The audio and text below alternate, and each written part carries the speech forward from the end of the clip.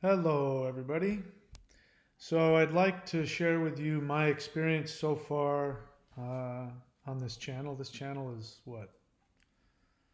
I think I started it in January. So, we're coming up on almost 6 months.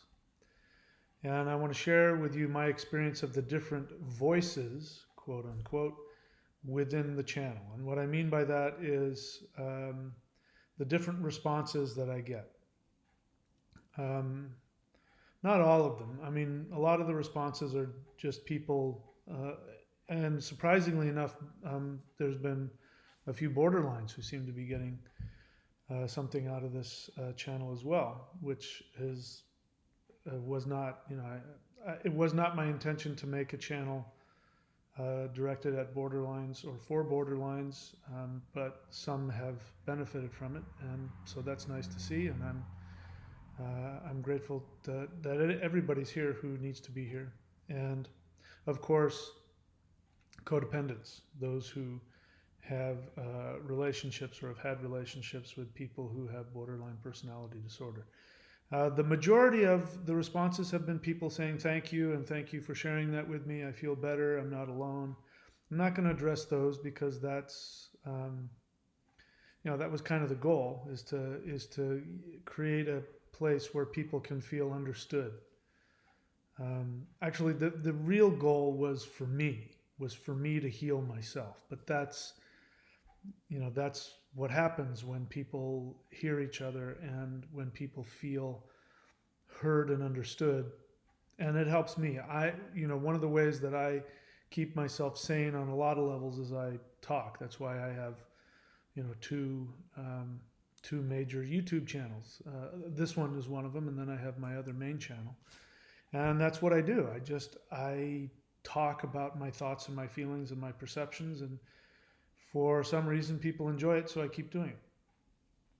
And I want to talk to you about the let's see, I'm gonna call them three. How many?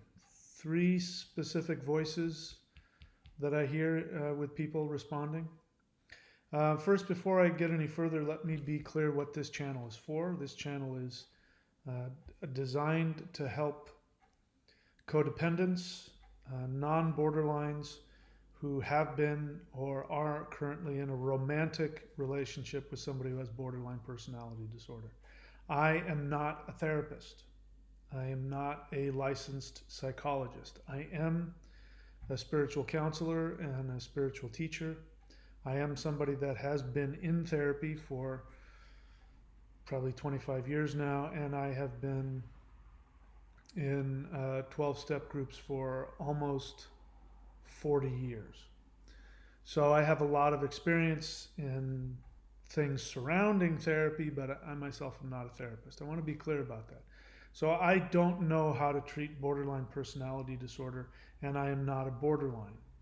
So anybody who is borderline, understand that.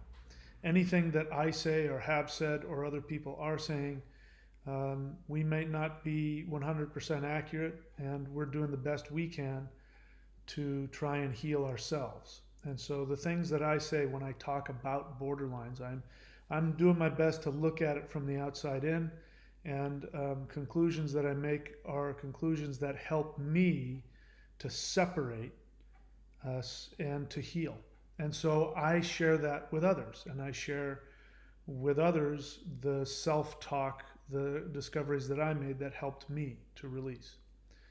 So, again, if you have been or are currently in any kind of relationship with a borderline, by definition, you are a codependent. There's no two ways about it. And so I strongly recommend that you get therapy and you get into some kind of 12 step group like CODA in order to heal and to move past it. So, what I've been wanting to do now, it's been 6 months since I was lucky enough to get out of a toxic situation, or it ejected me. I think it was a mixture of the two. I had some responsibility because I laid down some boundaries, which then stimulated her to then do her final and last devaluation and uh, betrayal, and then discarded me. So technically, she broke it off, but I was the one that initiated the movement in it, which then she responded to. And so I give us both credit. I give her and I credit, and I give me credit for getting me out of that situation. And in the beginning, as you can tell, if you go back farther in time, the earlier videos, you can see that I'm still in a lot of pain. In fact, I did something interesting today, which maybe I'll do in some other video. I looked at a couple of the first videos that I did, and I have videos that I made to myself. And maybe this is something that you guys can do. Because I felt so crazy, and because I felt so gaslighted, and because I felt so insane, and like, what, how did this, where am I, what just happened, you know?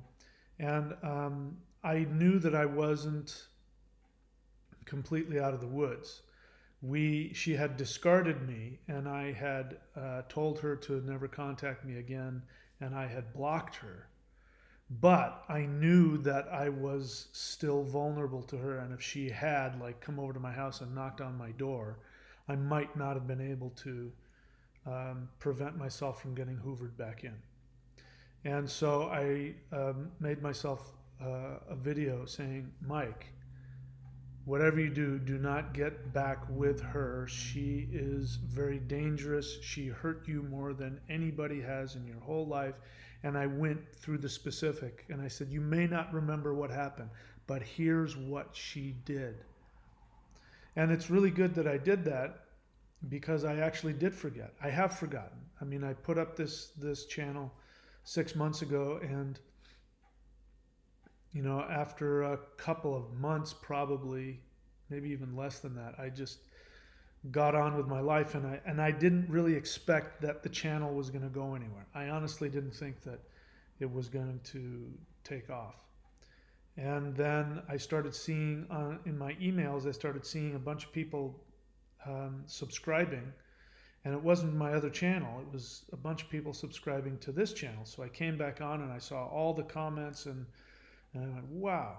And I especially listened to what people were saying, who were saying that they were getting a lot out of it, and it was helpful to them. So remembering, vaguely remembering how much pain I was in, I decided to keep the channel going. And so here I am. There was a video that I wanted to make a while back, which I didn't. And it's because at the time I was afraid that it was going to be too challenging, that people would think I was judging them or criticizing them. And, this channel, I think, should be a safe place. So I really try and make sure that my response is very compassionate, and to give people a lot of room to be in a lot of pain and to be really confused. And, that means sometimes being angry and things like that. And it's important to let people have that in order to heal. So I try and keep my hands off as much as possible. But let's see. There's the type of voice that I've already mentioned, which is just the average person on here who says, thank you so much. It's good not to feel like I'm alone. It's good to know that I'm not insane, that I'm not the only one. It's really important to know that, one of the things, I mean, I'm thinking back when I was in it. And as you can see, I'm in a different house than I was. Thanks to gods. I ended up renting a house, a 3-bedroom house for us, and had no furniture in it. I didn't even have internet. I didn't have anything. And it was in the middle of summer here, which was right after Christmas, and it was during Christmas and New Year's, and I had been discarded, and I was all by myself in this huge 3-bedroom house in the middle of the thick forest of Byron Bay. And my neighbors were all having their family over, and they were having Christmas and New Year's celebrations, and the only thing I had was a mattress and a sheet on the middle of the floor. That's it. I didn't have anything else. And I was stealing with permission, I was stealing the neighbor's internet so I could watch Netflix, and that was it. I didn't have any internet. I couldn't, I mean, it was just awful, and all I could do was cry, and feel so alone. And so I guess it's good that that happened, because that's why I started making the videos. I realize I'm babbling on and on. And I'm not getting to the point, so let me get to the point. So there's the basic person who responds and says, "Thank you, I'm not alone," and it helps them, to not feel crazy. What I was going to say is, when I was in that house, I felt so isolated and so alone, and I had just had this hole in my gut after having been, you know what it is. You go through all of the ups and downs and the push me pull yous and the double messages and the constant devaluation, and I just felt so unloved and so unlovable and in so much pain. And I remember I walked down to the beach, and there was this unbelievably beautiful woman, in a bikini walking by, and it would just like tore me up, because of course I'd just been devalued and discarded by a woman. But she walked by and she smiled at me, and it was such a shock to have a woman smile at me, and there was this moment of, oh my God, I have value, I have worth, I am somebody. And it sort of knocked me out of that, and it would, to see how shocked I was that a woman would smile at me, made me realize, oh my God, this has really damaged me in such a deep way, that just the person just giving a stranger a hello and a smile is affecting me on this level. And to have one of the neighbor women, um, who I had met, her and her husband, and she invited me over to her house for. They were going to have a New Year's, and it was like, oh my God, somebody wants me in their life. I mean, and then to realize how off it is, how unrealistic it is to think that you're so unlovable that your neighbors wouldn't want you, and it was like she invited me, and I got like teary-eyed, like somebody wants me. That's what made me realize, wow, I've really been in a bad space, really toxic space. And so that, I'm sharing that story because that is what I'm hearing and seeing in a lot of people who are showing up to the channel and saying, thank you so much, thank you for sharing, I'm not alone, I'm not crazy. Because borderline personality disorder, for both sides, for the borderline and for the codependent, what that illness does is it isolates. It makes you feel like you're all alone in this empty, cold universe, in this empty, cold black hole of nothingness. And so when you finally see somebody who recognizes you, who sees you, it's just it gave me a lot of awareness of, oh my God, I've been so damaged. I choose my words very carefully. And what you heard me say was, I didn't say the borderline. I said borderline personality disorder, because everybody associated with that illness is a victim. And I don't use that word very often, but that's really the case here. The borderline is a victim. I don't blame the borderlines. I don't take responsibility away from them, which we'll talk about in a moment, but I don't blame them for having the disease. And it's the disease that does it to both the borderline and the codependent. So that's the first voice of just the average person saying, thank you, I'm not alone. Then there is the codependent victim. And this is the person who wants to demonize the borderline. And these people leave comments saying that the borderline knows exactly what they're doing. They get off on hurting you. And it's not that there isn't some truth in some instances with it. It's just that that's all they focus on.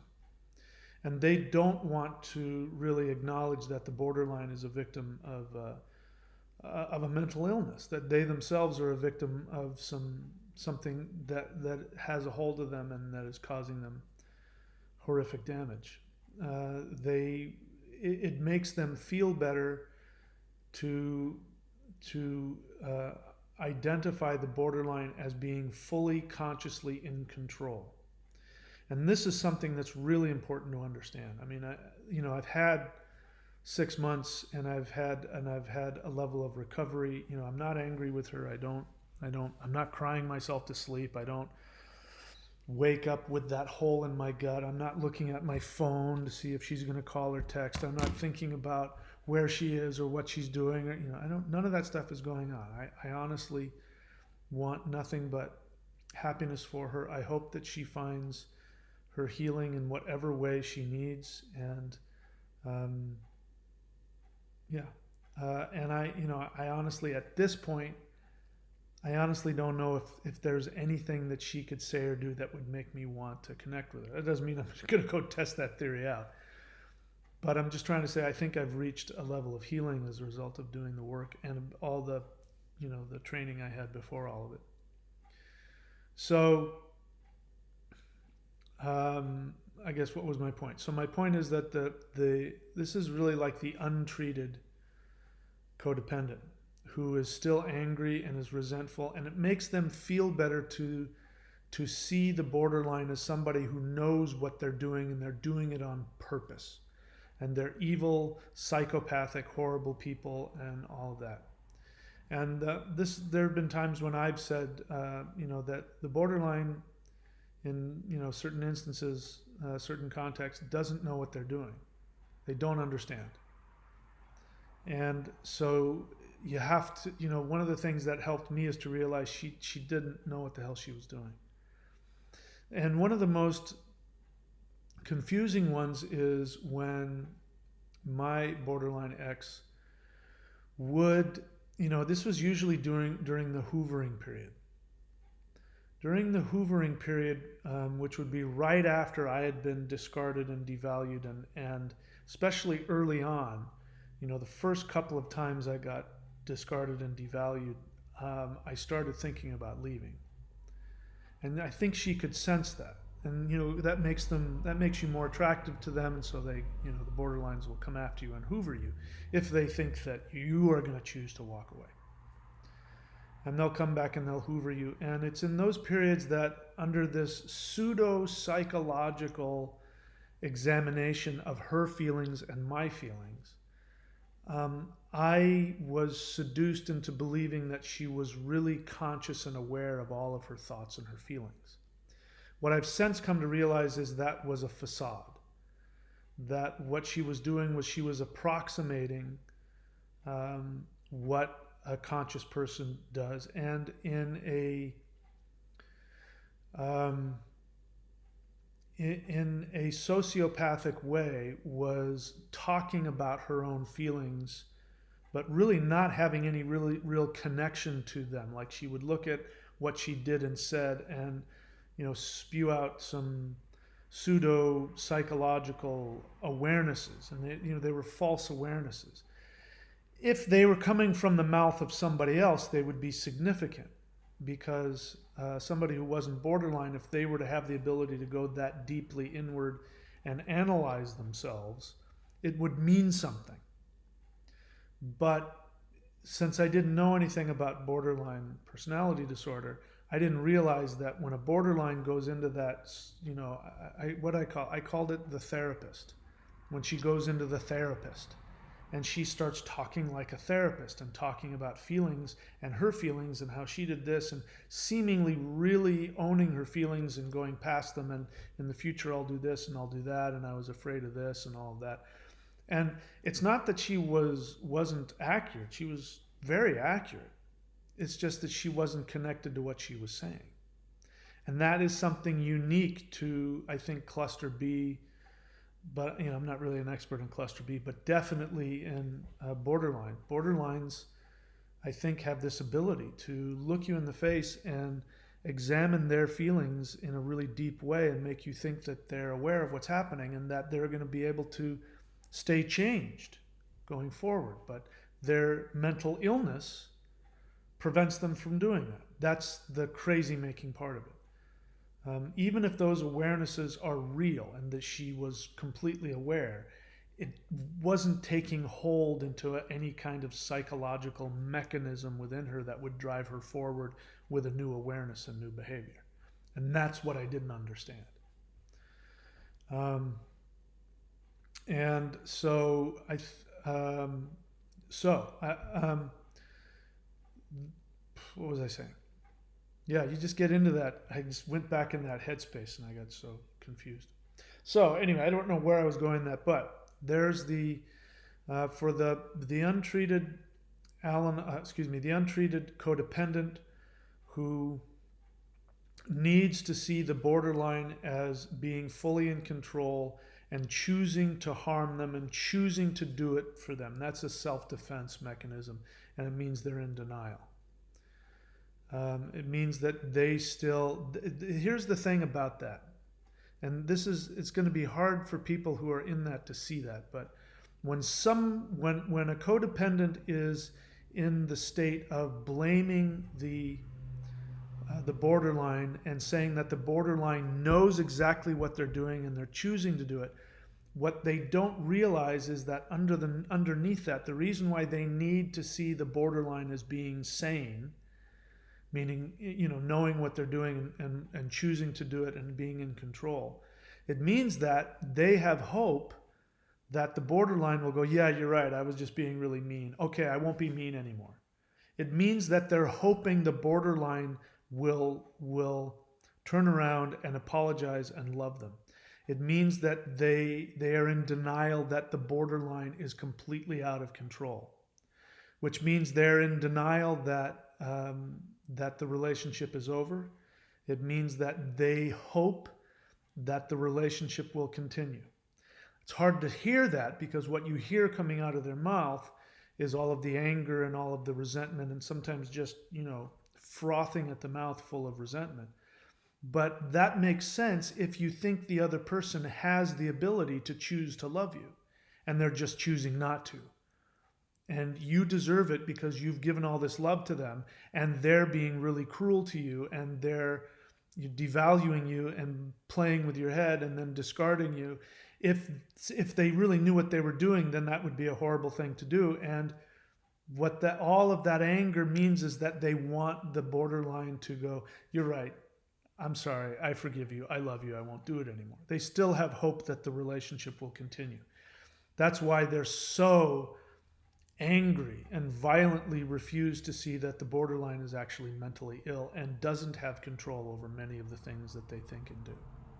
So those are the first two voices. One is the average person who says, thank you, I'm not alone. And then there is the codependent who is in denial and is full of rage and anger and doesn't realize that needing to see the borderline as knowing exactly what they're doing really means that what they unconsciously want is they want the borderline to wake up and to apologize and then turn around and love them. Then the third voice is the borderline. Now, to my surprise, there have been borderlines who have come onto this channel and seem to be getting something from it. I think that's great. I'm a little shocked and surprised. I thought, well, who knows what I thought. Anyway, whatever reasons you're here, whatever this channel is doing, if it's helping anybody, I'm happy. I think, what I've said in the past is that if borderlines do choose to come onto this channel and watch that, I think the best way to do it is to, again, not listen to what I'm saying, whether I'm right or wrong, or whether I am accurate in describing your reality, because obviously I'm not a borderline, so I can't know that. Again, that's just me doing the best that I can to figure it out so that I can separate, have compassion, and take care of my boundaries and heal.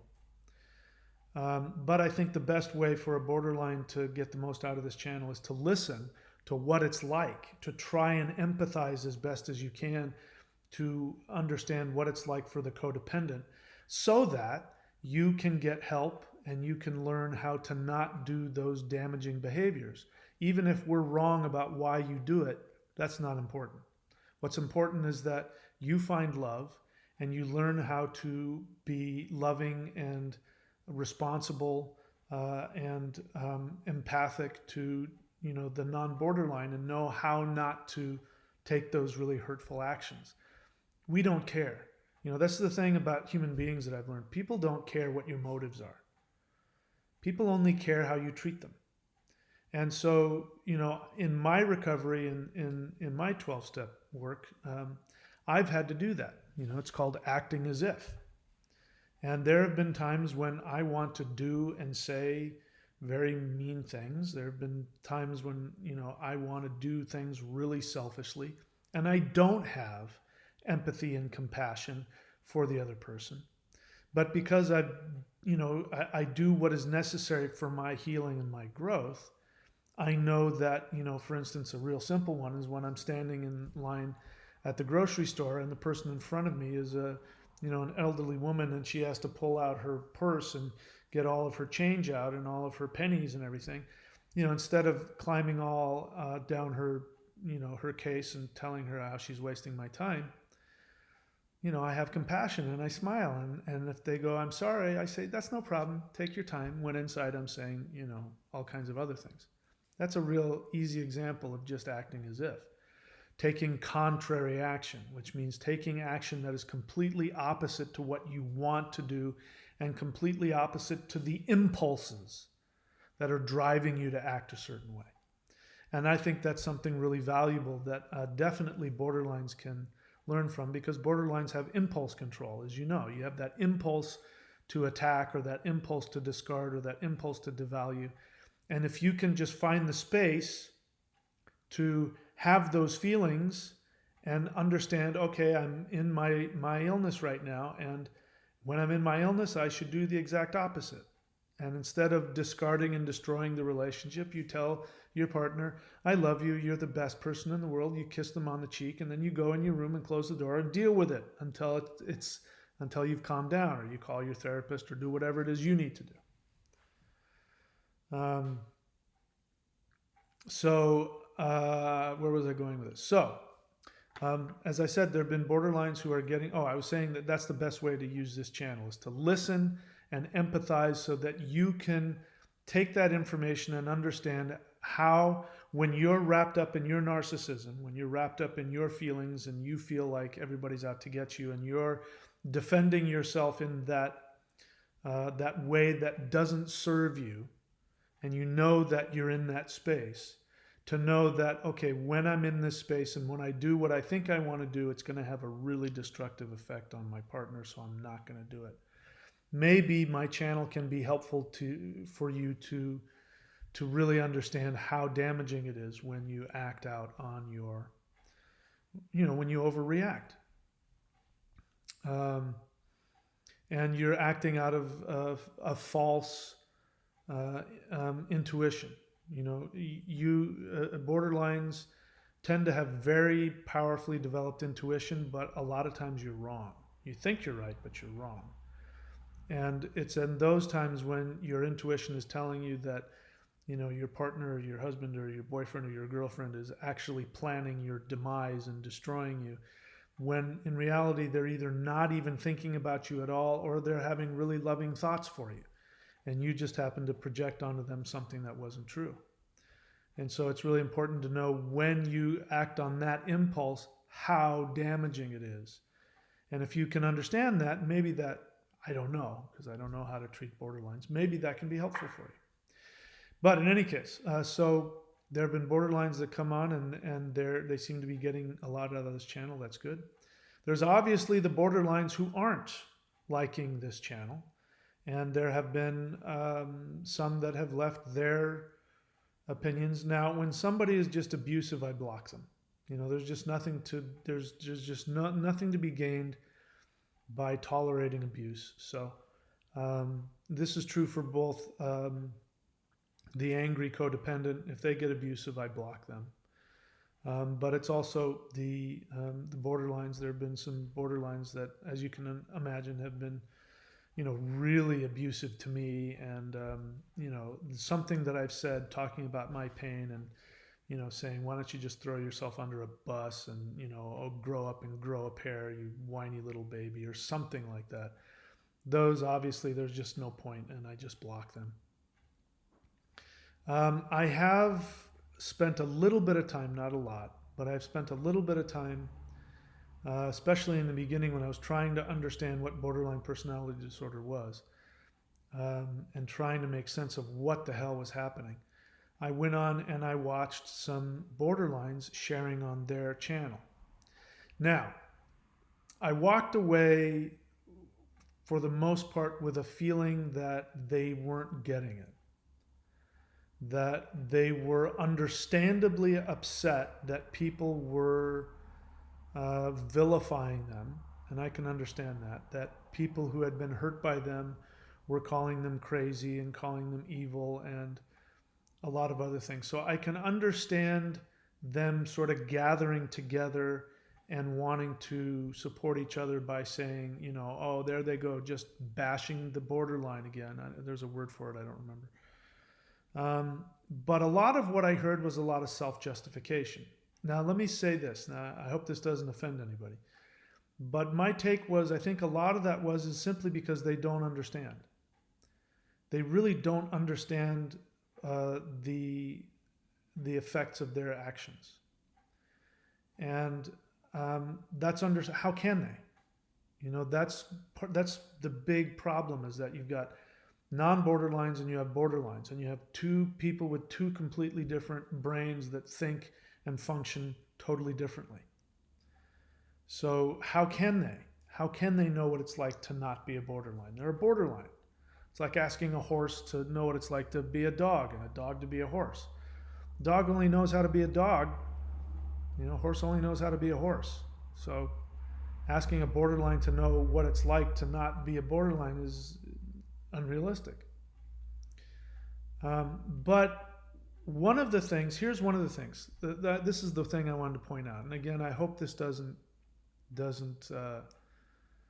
I hope it doesn't hurt any feelings. I feel comfortable sharing it now because it's, you know, I've watched that there's been some borderlines that have come and enjoyed the channel, and so, you know, I haven't, you know, as honest as I've been, there's been a few that, you know, have appreciated it and seemingly haven't gotten their feelings hurt. So I'm going to keep going because if it's helpful, I want to be a part of that. But what I've heard with a lot of them is they will talk about how sensitive they are, which I believe, how intense it is, which I believe, and how difficult and challenging it is, which I believe, and that they feel misunderstood, that they feel misjudged, which I understand. And it starts to sound a lot like they're justifying their behavior. In other words, I'm sick, I have this illness, I can't help myself, therefore you shouldn't be mad at me. And one of the ways I hear that justification is in talking about their intuition. So I hear I hear borderlines, you know, because what non-borderlines will say is that you have no empathy. You don't have any. You have a sociopathic lack of empathy for other people's feelings.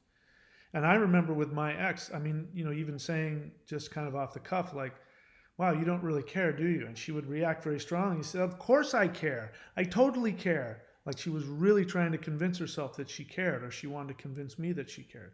There was points later where I saw when she was talking about things that she had done that she was completely not there, and there really wasn't any empathy in that moment. I'm not saying she didn't have empathy at other times, but in that moment, she really did not have any empathy for what she had done, and she didn't care. And in the moment when the last time she discarded me, you know, one of the things I said to her was, you know, you held me in your arms and told me that you loved me. You know, what was that all about? She said, "Oh, I was just scraping the barrel." And what do you mean? You were lying to me? Yeah, you know, you were in such a state and you were so emotional. And so basically, I just pretended to care about you and I really didn't. I don't know how true that was. She was regressed and she was discarding me. So I know that they don't even believe half the stuff they say when they're doing that. They're just responding to the need to discard the person at all costs, and they say all kinds of horrible things. And I know that I've heard that they can hear themselves doing it and they can't stop. And they don't mean it, they just do it anyway. But having said that, I have seen a lot of things that showed me that she didn't have empathy. And I think it's because she didn't understand. And I think there has to be an acknowledgement that part of what happens with borderline personality disorder is that there are places within you that you aren't going to have empathy. You aren't going to have the same empathy that other people have. And so what I've heard is that they claim that they feel too much. And since they feel too much, you don't understand. It's not that we don't have any empathy, it's that we feel too much. And I want to say to you, that's not the point. While I sympathize with that and I understand that, that's not the point. The fact that you feel too much doesn't mean that you have empathy. And your intuition, which means that you feel other people's feelings and you feel other people's thoughts and you feel other people's energy, that is not the same as empathy. So intuition is not the same as empathy. So basically what you're saying is that I have really strong intuition, so it's not my fault. And that's not true. Because again, it's like saying, it's like if you run over somebody's dog because you were texting. Yeah, you didn't see the dog in front of you. That's because you were wrapped up in your own deal and you weren't paying attention and you ran over somebody's dog. You can't then go to somebody and say, well, you can't get mad at me. I was texting. It's not my fault I didn't see the dog. You can't do that. It doesn't change the fact your narcissism in that moment caused you to not be paying attention to the effects of your actions and you harmed somebody else. And so I think that's important. It's good to accept and to understand that you do have stronger feelings and you are more sensitive than the non-borderline. It is true that you have very strong intuitive experiences where you think you can feel other people's thoughts and feelings and emotions, and much of the time you are right. You are very intuitive. But that's not the same as having empathy. Empathy means that when you are doing something or saying something, you have an active awareness of what it would feel like if you were in that person's shoes. And so you adjust your behavior, not because you're for any other reason other than you'd go, well, that would be really horrible if somebody did that to me, so I'm not going to do that. And so this is, normal relationships. Normal relationships a lot of times are doing and saying things you don't want to do and doing and saying things you don't necessarily feel because you have empathy for the other person and you love them, meaning loving them isn't that you need them, it's that you're thinking about their well-being and their happiness. And so the borderline, when they love and they're in the stage of idealization, it's not true empathic love. It's not the kind of love that goes into the other person and you think to yourself, I want to make them happy. It's you want to make them happy so they'll love you. It's selfish. We all do it. We all have it. That's not unique to borderlines. Everybody has that and does that. But my point here is that just because you have a lot of feelings and you have a lot of intuition, and because that becomes so overwhelming that you feel that you can't control your behavior, whether that's true or not, that does not in any way take away your responsibility. Unfortunately, you have the same amount of responsibility for your actions as everyone else. And so it doesn't serve you to say, I can't help it. Now, that may be your experience, but that's why it's so important to go to therapy. Because what ends up happening then is, like all of us, we end up justifying and defending ourselves. Because the last thing anybody wants to do is to be judged and feel like other people think we're a bad person. And so if you really are at a lack of ability to control what you do and what you say, it's understandable that then you would go to a place to defend yourself and say, I can't help it. You can't be mad at me. It's not my fault. But as I said before, people really don't care what your motives are. They only care about your actions. And if your motives are selfish, but the result of your selfish actions are it helps people and makes them happy, they're happy. If your motives are unselfish and you're resisting saying and doing things and you're doing the opposite of what you want and you put a smile on your face and you act as though you're doing it because you care, people won't care what your motives are. They're just going to feel good because you did something that made them feel good. And I think that's something that borderlines can work on, understandably, because their mental illness has to do with being emotionally arrested at being an infant. Infants don't have that ability. Infants can't think about other people. They only think about themselves because that's all they can do, you know. So we let infants do that, but when adults act like infants, then it becomes extremely damaging to other people. So let me just fill you in on that. The rest of us, all of the non-borderlines, we are lying a lot of the time. But it's not because we're lying to be bad people or to take. We're lying because sometimes you have to go and pretend. Yeah, and you know, it's not the same as putting on a false front in order to fit in or putting on a false front in order to get something from somebody. It's just about being polite and kind. You don't fart in somebody's face. You go somewhere else. You hold it in and you go fart somewhere else. So when you're wrapped up in your feelings and you have to say what you think and what you feel, blah, blah, blah, blah, blah, blah, that's damaging to others. And it's okay to lie sometimes. So that's my other reaction when I hear borderlines say, no, it's not that we don't have enough feelings, it's that we have too many feelings.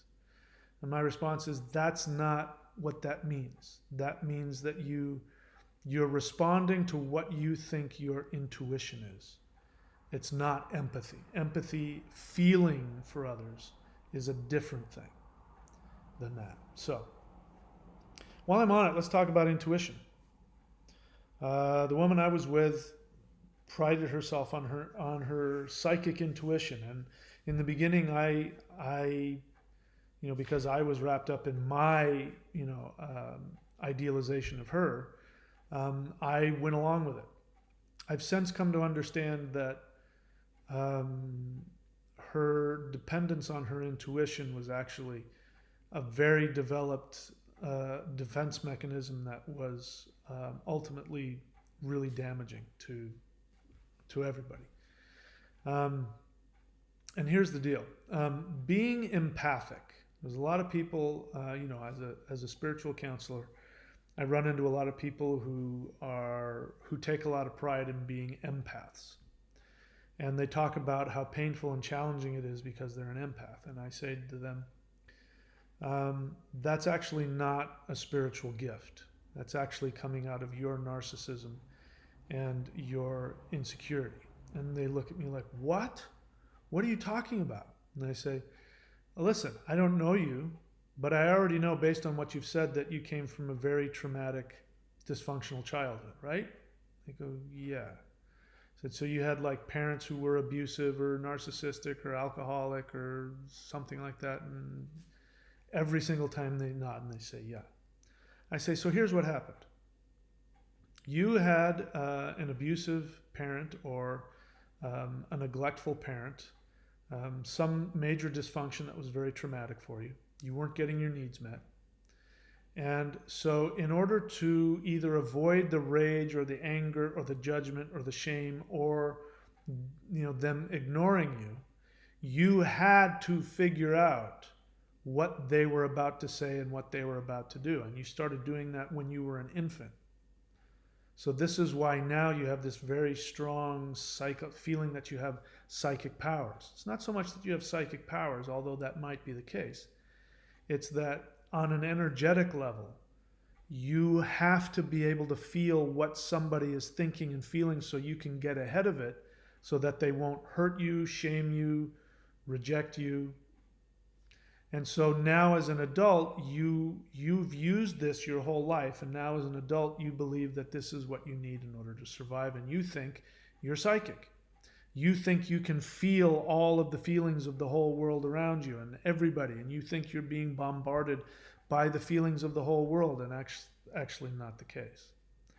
What's happening is that you are externalizing the intensity of your pain and your feeling. It's all yours. That feeling that you have, that you feel all of the world's pain, if that were the case, you wouldn't harm the people that you loved. See what I'm saying? If you really truly were that empathic, you would understand how discarding somebody and doing the things that borderlines do, you would understand how that would affect them and how it hurts them, and you wouldn't do it. So it's not true psychic intuition. It's your need to protect yourself, and what you're doing is you're repeating what you had to do when you were a little kid. Now, when you were a little kid, you had to, because you were alone in a house with a big, nasty, evil adult who was really powerful and could do all kinds of mean, horrible things to you or not meet your needs. And so you had to try and figure out what they were going to be thinking and doing. And if you didn't, it could mean literally your death. So what's happening isn't that you're psychic, it's that you're trying to protect yourself. It's coming from a narcissistic need and an egotistical need to protect yourself. That's why people get so upset when you talk about your intuition, because at some point your intuition is going to end up hurting them, and they know that. So if you understand why people won't accept you when you say that you're psychic or when you say that you have high intuition, that's why. So yeah, that was something that I wanted to share with that I come to realize. And listen, a lot of this stuff is true with everybody. A lot of it is true with me as well. That's why I can see it in the borderline. I just don't have it to the same degree that they do. That's the only difference there. Anyway, so those are the three people, and then I talked about intuition. Number one is the average person who says thank you. Then there's the angry, in denial codependent who needs to see that the borderline is doing it on purpose, because on an unconscious level they want the borderline to be aware so that they can choose to love them. They want to believe that the borderline has the power of choice to not hurt them. So that's why they refuse to believe that the borderline actually has a mental illness and can't help a lot of the things that they do. And then there's the borderline who uses their intense sensitivity as an excuse, and I don't hear them taking responsibility for the pain that they cause. And so those are the things that I've seen watching my channel over the past 6 months. So I hope that's helpful for you. I'm babbling a lot, but anyway, there it is. All right, so I'm interested to hear your comments. Thank you so much for watching, and I'll see you guys soon.